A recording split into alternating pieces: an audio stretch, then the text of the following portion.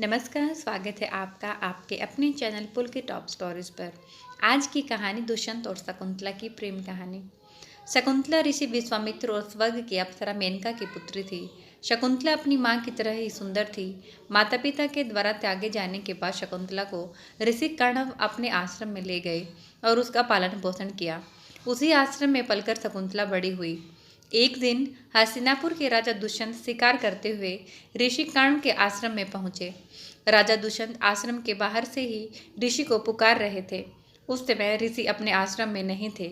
शकुंतला आश्रम से बाहर आई और बोली, हे राजन, मैं ऋषि पुत्री शकुंतला हूँ। महर्षि अभी आश्रम में नहीं हैं, वे तीर्थ यात्रा के लिए गए हुए हैं। मैं आपका स्वागत करती हूँ। दुष्यंत आश्चर्यचकित हो गए और बोले, महर्षि तो ब्रह्मचारी हैं, तो आप उनकी पुत्री कैसे हुई? शकुंतला ने दुष्यंत को बताया कि मैं महर्षि की गोद ली हुई कन्या हूँ। मेरे वास्तविक माता पिता मेनका और विश्वामित्र हैं। शकुंत नाम के पक्षी ने मेरी रक्षा की थी, इसलिए महर्षि ने मेरा नाम शकुंतला रखा है। शकुंतला की सुंदरता और मधुर वाणी सुनकर राजा बहुत प्रभावित और मोहित हो चुके थे। राजा दुष्यंत ने कहा, शकुंतले, तुम मुझे बहुत पसंद हो। यदि तुम्हें कोई आपत्ति न हो तो मैं तुमसे विवाह करना चाहता हूँ। शकुंतला भी दुष्यंत को पसंद करने लगी और शादी के लिए हाँ कर दी। दोनों ने गंधर्व विवाह कर लिया और वन में ही रहने लगे। कुछ दिनों तक साथ रहने के बाद दुष्यंत ने शकुंतला से कहा, मुझे अपने राज्य को संभालने के लिए जाना होगा। यह सुन कहकर दुष्यंत ने शकुंतला को अपनी निशानी के रूप में एक अंगूठी दी और अपने राज्य में वापस लौट गए। एक दिन शकुंतला के आश्रम में दुर्वासा ऋषि आए। उस समय शकुंतला राजा दुष्यंत के ख्यालों में खोई हुई थी, इसलिए शकुंतला ऋषि दुर्वासा को नहीं देख सकी और उनका आदर सत्कार नहीं कर सकी, जिसके कारण क्रोधित होकर ऋषि दुर्वासा ने श्राप दे दिया कि जिसके ख्यालों में तुम खोई हुई हो वह तुम्हें ही भूल जाएगा। शकुंतला ने ऋषि से अनजाने में अपने किए गए अपराध के लिए क्षमा याचना की। तब ऋषि दुर्वासा ने शकुंतला को माफ करते हुए कहा कि जब तुम अपने प्यार की निशानी अंगूठी को उसे दिखाओगी तब उसकी याददाश्त वापस लौट आएगी। यह कहकर उन्होंने शकुंतला को आशीर्वाद दिया और प्रस्थान कर गए। ये घटना जब घटी थी उस समय शकुंतला गर्भवती थी। कुछ समय बाद जब ऋषि कण्व तीर्थ यात्रा से लौटे तो शकुंतला ने उन्हें अपनी पूरी कहानी बताई। कण्व ऋषि ने कहा कि पुत्री, विवाहित कन्या का पिता के घर में रहना उचित नहीं है। अब तुम्हारे पति का घर ही तुम्हारा घर है। इतना कहकर ऋषि ने शकुंतला को अपने शिष्यों के साथ उसके पति के घर हस्तिनापुर के लिए विदा कर दिया। शकुंतला अपने पति के घर जाने के लिए निकल पड़ी। रास्ते में उसे एक सरोवर मिला। शकुंतला सरोवर में पानी पीने गई। उसी समय दुष्यंत के प्रेम की निशानी अंगूठी सरोवर में गिर गई। उस अंगूठी को एक मछली निगल गई। शकुंतला दुष्यंत के राज्य में पहुंच गई। कण्व ऋषि के शिष्यों ने शकुंतला को राजा दुष्यंत के पास ले जाकर कहा कि महाराज, शकुंतला आपकी पत्नी है, आप इसे स्वीकार करें।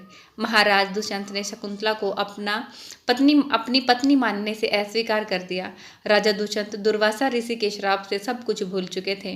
राजा दुष्यंत के द्वारा शकुंतला को अपमानित करते ही आकाश में बिजली कड़कने लगी। शकुंतला की मां मेनका आकर उसे अपने साथ ले गई और पुनः शकुंतला को कश्यप ऋषि के आश्रम में छोड़ दिया।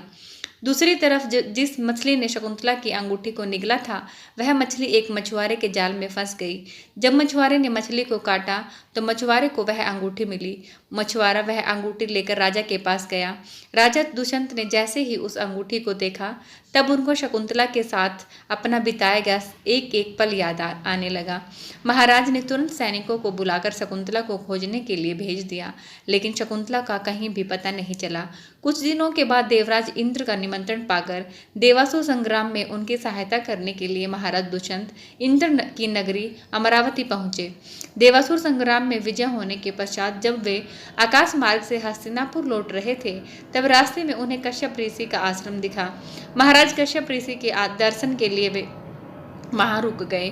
उन्होंने वहीं आश्रम में देखा कि एक छोटा सुंदर सा बालक भयंकर सिंह के साथ खेल रहा है। उस बालक को सिंह के साथ खेलते हुए देखकर महाराज के हृदय में प्रेम की भावना उमड़ पड़ी। महाराज जैसे ही उस बालक को उठाने के लिए आगे बढ़े वैसे ही शकुंतला की सखी जोर से चिल्ला पड़ी। सखी ने कहा, हे भद्र पुरुष, आप इस बालक को न छुएं, नहीं तो बालक की भुजा में बंधा हुआ काला धागा सांप बनकर आपको डस लेगा। इतना सुनने के बावजूद भी दुष्यंत स्वयं को नहीं रोक सके और बालक को गोद में उठा लिया।